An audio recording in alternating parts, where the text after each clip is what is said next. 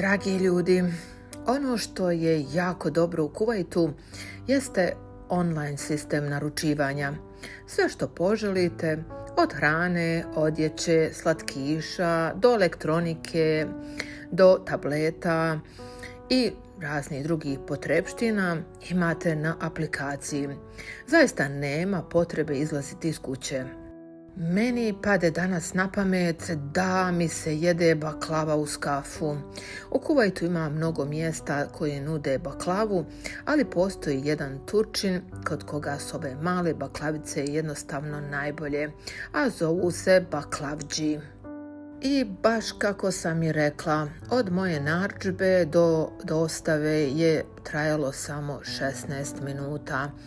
I sad je vrijeme da napravimo kaficu.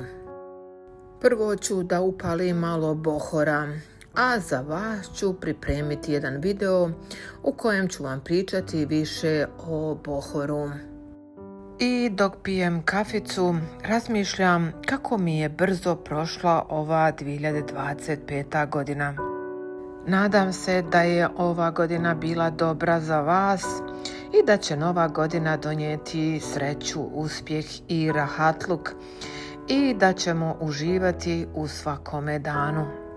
Život čine ove male stvari, želim vam ugodno veče i ćao!